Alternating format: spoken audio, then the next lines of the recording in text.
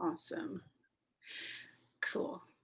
Well, so welcome everybody. This is Red Lipstick Diaries, and I'm joined here by an amazing being, Mr. John Ashford. Hi, John. Hey, sister, how you doing? Thanks for having me on, Julie. So great.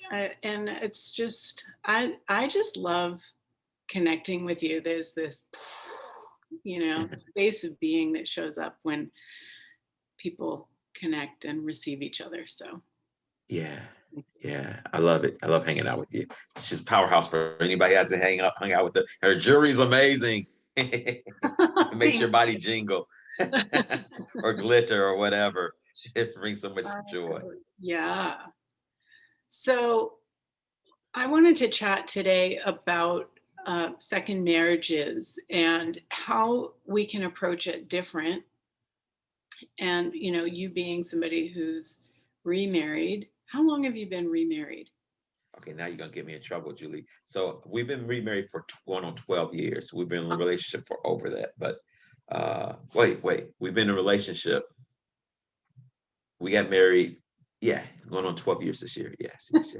I have to get things together. I'm not So we've trying to been pin you down. It's no, all no, no, no, no. But it's fun. about that much time. So uh And like, do you find that, because I know you found access later, yes. but do you find that adding in the access tools has created it different and greater as opposed to just being a second marriage and learning from that? I would probably say for me that I don't know if I would have been able to stay married again if it wasn't for some of the tools that I've learned and access. Wow. And Cool. that's Tell me me. And it has nothing to do with people who might know my wife, Tori. Tori's a wonderful person. My kids, Cherie was a wonderful person, but me being me is a handful. And uh, I recently learned that in my relationship that I am my priority. Now I know this sounds crazy. Most people say, wait a minute, that's selfish. But I am my priority because if I'm not well, it's like being on the plane. If you don't put the mask on you first, you can't help anybody else out. So I'm all about me. And some people might say, well, John, you've always been, I care, maybe the kid's mom said, you've always, but not the same of the selfishness, but more of the awareness about me. yes. It's such a different space. Like when you're willing to actually include you, Mhm. you also include everybody else. Yes. But when you're trying to only do for others or only do for you, there's exclusion there. Yes. So tell me Yes. about your Yes. process. So the process. So let me. I'm gonna use a process and something that's really like right up in my face right now. My relationship and my middle child. Um, I married Tori 12 years ago, and in the process, I came along. I was a package deal. I have three children. My oldest is my kid 28. My son is 25. And my daughter's 22. And she had this package. It was just like welcome to like my world, and she jumped in. And at times when we didn't have the tools, and still with the tools, sometimes I'm working on this. I'm specifically working on this right now of actually not making myself a source for other people. Okay, and I'm gonna get to my point. Julia, just wait or work with me for a second. So Gotcha. I have this capacity that I can be in places really easy in other people's space. I can sit with somebody for a little bit and I can go in their space. And it's a capacity, a blessing, and a curse all wrapped into one because I can see and perceive stuff. And a person can't get out of that. That's what makes me kind of a weird dude.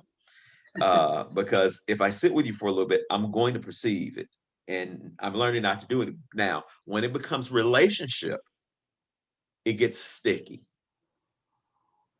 because it's like walking into the room and you can read my mind and I don't feel one way. And read my mind and you know, well, this is true. or a truth, and you're like, what do I do with that? And so I say all of this because for me right now, I have my middle child is 25 that's moving out at the end of this week. And there's some static between him and my wife, Tori, about his move. Mhm. Okay. I'm the type of person that I could have somebody be around me. I don't have a problem with other people being in my space, my children, I should say. I got you. Let me make correction, my children. But being aware that I've been in a relationship with Tori and we've never had any space alone Yes. is something for me to grow into. And I have to stay in question because what happens is that I'm able to be in her space and pick up the stickiness of that, and then be in my son's space and pick up the stickiness of that. And then I have to do something. I'm in the middle. So because of Tuesday Access, what I'm learning is that, well, this is not, how do I make this without any judgment on either party? It's easy to do for me when I'm working with a client, but when you're in a relationship, you have to drop all of your points of fucking view because your points of view in a relationship is different because you know the ins and out. I mean, when you're with somebody if you're with somebody for over a year, you start to get to know them. If you're with them for over 5 years, you really get to know them. When you talk about 25 or 10 or 17 years that you know somebody, you know the ins and out. And what you have to do is you have these points of view that have come along throughout the way, throughout the time that you've been in a relationship or creationship, whatever you want to call it. And you got to constantly drop the points of view about that other person. Because, So like, you that, want to fix it or help or better, or if they would just yes, da da da da da, everything would work out. yes. And what you do is you ask yourself the question. And now I ask the question. And I'm a lot more vibrant in my relationship with Tori because I'm no longer like in our relationship in the beginning. I guess I wouldn't say anything because I wanted to protect her. I'm still in my relationship with her, but there's not a need for protection. It's more of a need of awareness. What is the question that you would be asking now? When things arrive, the first question I ask is, who does it belong to in my relationship? And Awesome. the reason that I ask that question is because I can perceive so much. A lot of times in the past, I perceive it was mine. And now I know it's not. So let me just give you this example. Before I jumped on here, my son was in here and he came in and he's doing this comfortable distance thing, which means he's actually separating from me because he thinks that I don't want to be around him and I'm asking him to move. And what I'm really, really, really tapping into is that yesterday, I knew this already because he's supposed to move out on the first, and last week he just wasn't around. Okay. I'm gonna talk about him and I'm gonna come back to Tori. So Okay. what I'm going through. So he's doing this comfortable distance. And so he came here, he's sitting in the chair behind me, and we were talking for a little bit. And I said, "Are you okay?" He said, "Oh yeah, I'm okay." But his body was like, "Yeah, what the fuck?" Okay. And so what I realized is that, okay, what do I need to be and do? And because he's my son and I'm very, very close to my children, I first went into the first 10 seconds of sadness. That's his sadness. I totally Like, get it. I'm in a like, similar situation with my daughter who's 23, and she's like on the brink of desiring to choose to move yes, out, but is like trying to make it that I'm trying to squeeze her out of the house. It's like, yes, fly, birdie, fly. yes, So go on. absolutely. And And I could tell because I looked at his hair, I could look at his skin, and things are like just energetically disheveled, if that's the word I'm looking for. I'm like, I could feel it. And I was like, whoa, okay. looks like And Tori wants to join. Should I add her? yeah, if she's Okay. on it. Yay, we've got another guest. Yes. Surprise, another guest. Yes. Hey, Tori. Welcome to the Hi. podcast. Can we see you? Oh, there you are. Okay. So it's kind of cool. So I'm talking about our relationship and Helene right now and him moving out. Oh, Uh, and and so what I was saying to people was this. He came into my office this morning real quick to bring you up to speed, and he's disheveled. His hair is messed up. His energy is like, ugh. And for me, I went into like the sadness of his energy. And he's very like never combative, but very is aloof, like removed. The energy is removed. And he was like, he sat in the chair for a little bit, he talked, and I could feel the sadness. And then I went to I was able to listen to um the 7 day. I recently got the 7 day, so I started listening to the 7 day. And there was a point where Gary said that and I left a message from Gary because he said something about allowing somebody to be in a space and stepping back and not being that person controlling their outcome because it's time, like you said earlier, Julie, for our children to learn how to fly. It's one of the toughest things that a parent Yes. needs to do Yes. because you've been with them and supporting them and helping Yes. them grow. And then they, at some point, they need to Fly. be on their own. And it's Yes. not about, like, we know that they have to create separation, but what if it didn't have to be this tearing apart separation, but just, hey, it's cool. I know you need to go. Do what Yes. you do. Yes. And in this case, he created a bunch of different things to help that not happen smoothly.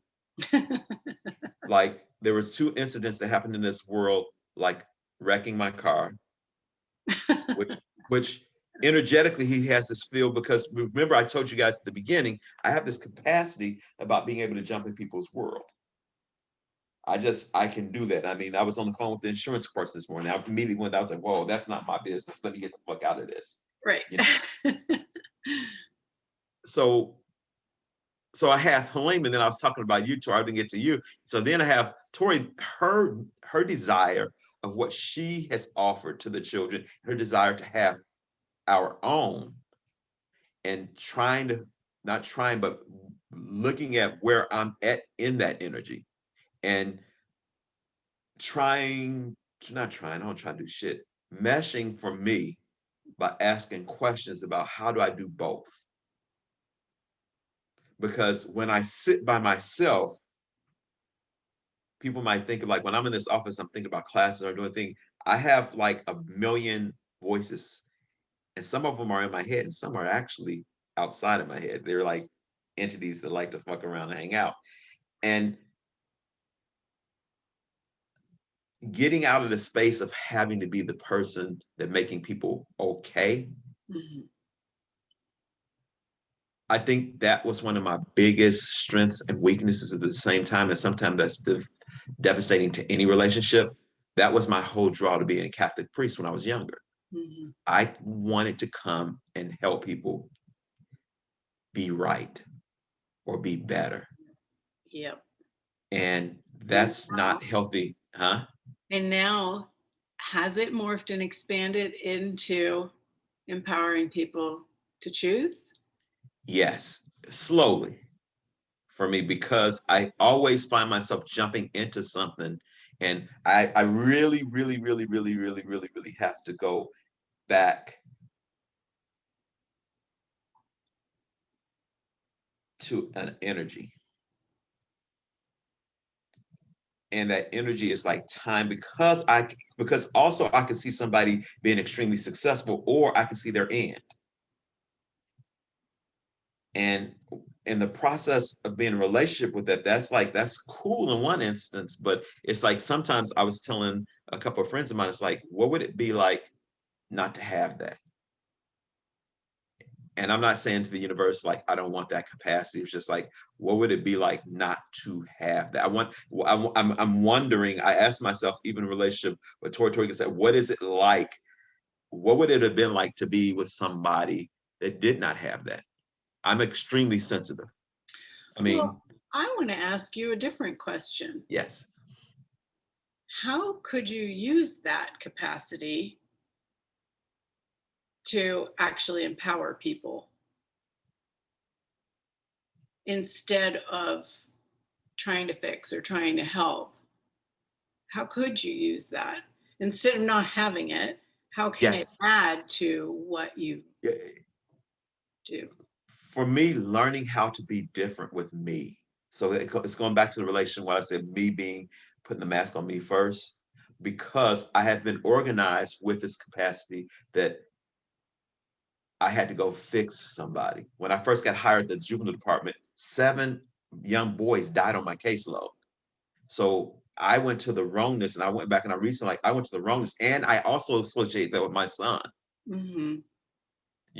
and going through, and I was 26, 27 when that happened. And I was just like, what the fuck is this? It was just like, what is that energy?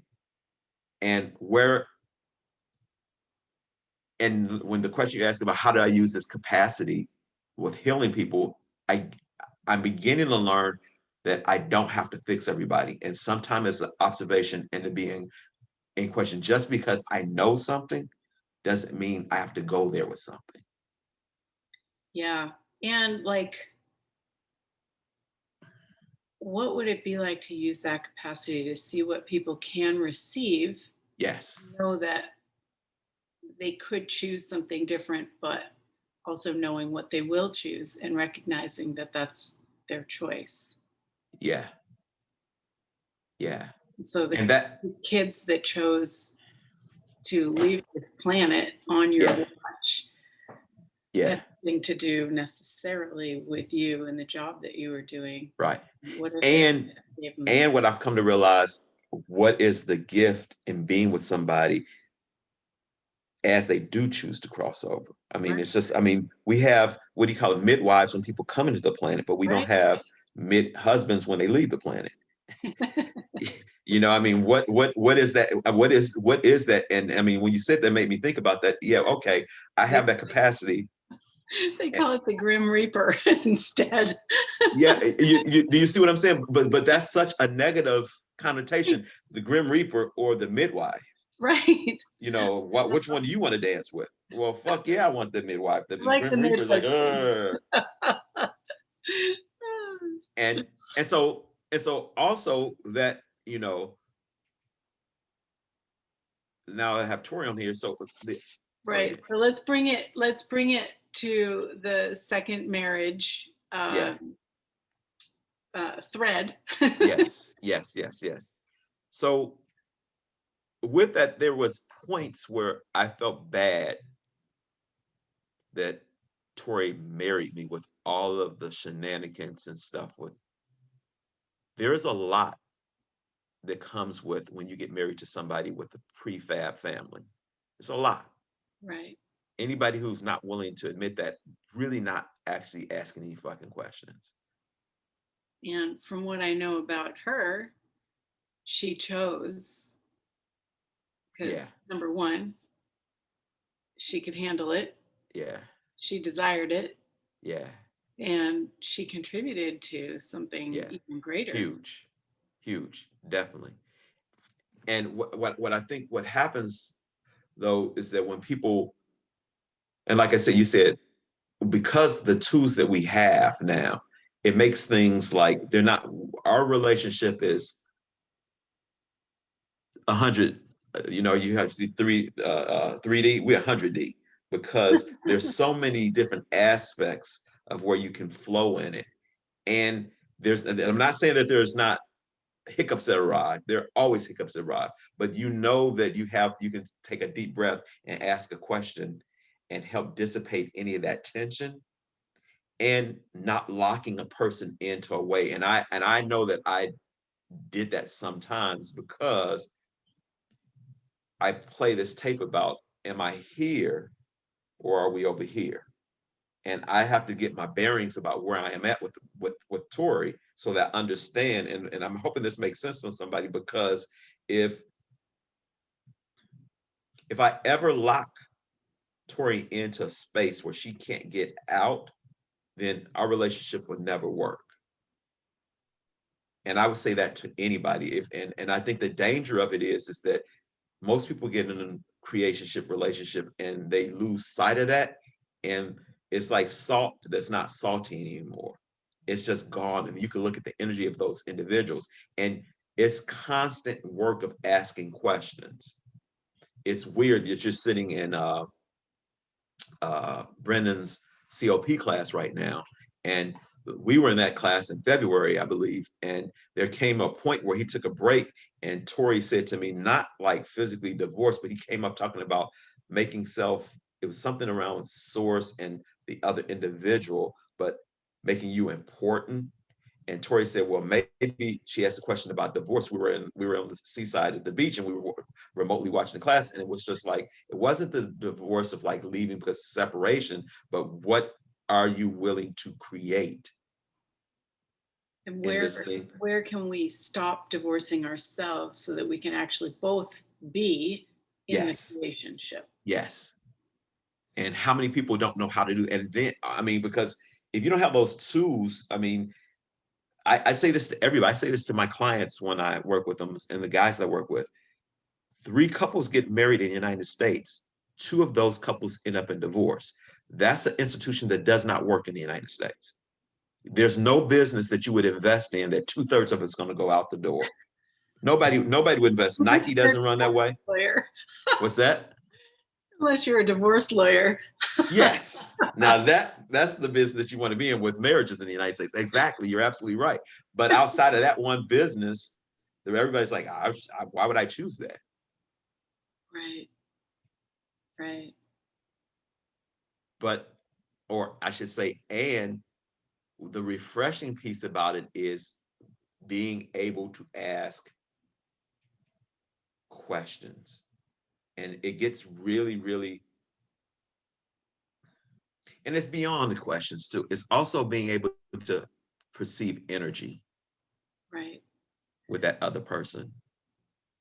Because I'll say for me, so it's like if things start to go right, I start to be like, oh my God, here comes that train of what didn't work the first time. And you have to destroy and uncreate that energy because that Tori's not Shri. Shri's not Tori. And it's nothing, I'm not making Shri wrong. I'm just saying it's not, and it's that individual, when that creeps up, that's when I ask the question, who does that belong to? Great. That's for me, that's when you run into that space of like, well, what do I do with this? And Right. sometimes you don't have to do anything with it. You just have to be aware of it. That's what that's my biggest piece I'm getting now. Awareness is your gift. Yeah. And when you catch it, because the thing is, you can perceive it and then just act as if that's what must occur based on the Right. past. But when you're actually using your awareness for you, Right. you can recognize this weird energy from the past or from somewhere and go, no, I'm not creating that energy in my future. I'm not choosing. Exactly.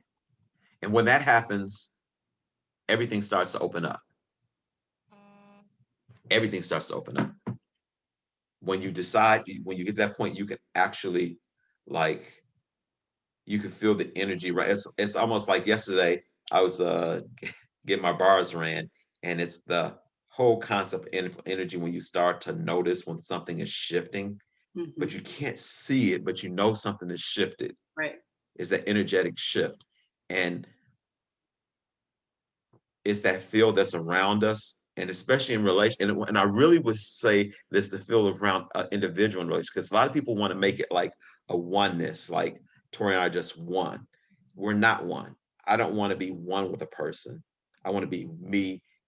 I want to be the salad, not the soup. Soup gets mixed and you can't tell the difference when the liquid once it gets in. Salad, you can tell the tomatoes, the avocados, the olives, and they all have their distinct texture, their flavor. That's what real creationship looks like for me. I like it. Be the salad.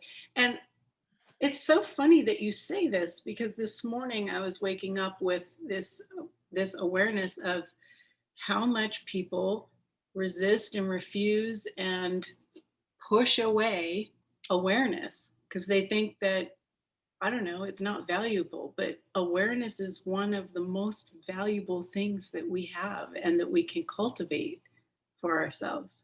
It Yeah. helps us navigate our lives and our creation of our future.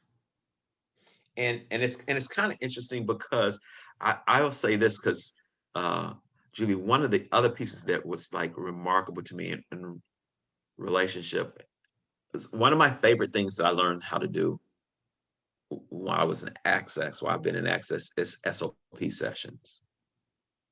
And I didn't realize how orgasmic the energy of SOP sessions were until I got into it. The first time I saw it, I was in Charleston, I believe, and I saw Dane doing the ESB, and I went up to him. This is before I even got into class. I was like, dude, I think I know how to do that because I had like an innate, like Right. this, like Iron Man shit came out of me. I was like, I can do that, And when I jumped into it, I didn't realize I'm gonna call it the rising energy, the orgasmic rising energy of SOP. Mhm.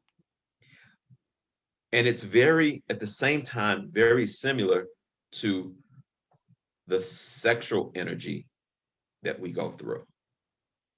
And when you're in a relationship, and the first time Tori said, when I first working with her and it showed up, I was like, what is this? And then I started to go back, well, I can't have this energy show up and be in relationship with somebody because this is not fair to this other person. Mm. Then after I went to the class, I came back and I told Tori, if I'm gonna do this, all of me has to show up. I cannot shut that part of me off. And then I think about Dr. Anthony and Julia when they're like, so I watch them doing, I'm like, what part of that shows up that you really have to be expansive beyond that space? And that's why I'm getting back to this energy because, and like I said, it must be, and I must be, what's the difficulty being with somebody when they're that sensitive, that they're that expansive, and when you're willing to do that work with people, it's like you have to be willing to go there. And I remember when I first got to Access, I was like, I don't know if I'm gonna be able to do Access completely because that part of me can't show up. And then I had a conversation with Tori. It's like I said, if I'm gonna do this, I'm gonna have 100% of me has to show up, and I don't know what that is at any time, but I have to be willing to be that space, and I have to allow her to be that space too, because just because you can get egotistic, like, well, look what I can do. I'm Superman, and well, you don't do that much, but you do something that's different than what I might do, or maybe the same. But also, I think that being open to what is going to show up for Tori, and in this case, for my relationship, I think that's something that it keeps things fresh and it doesn't allow you to get bored with the other person. And you always stay in the question about what is this? And it's like a new salad every day. Yes. And you can Yes. be a different ingredient. I Yes. love that. Yes. We are out of time, Okay. No problem. unfortunately. I have to Yes. get back to class, but Okay. I love that idea, and I'm going to steal it, and I will tell Yes. people where I got it Okay. because it's a great illustration of how to be you, how to choose for you, and have it Yes. be a contribution and an inclusion Yeah. of your partner and everybody else. Yes. So awesome. Thank you so much Thank you, for this sister. Thank you. conversation. And I'm sure we'll have more in the For future. sure. Thanks Thank you for having everybody me. for listening. Peace and blessings. Thanks.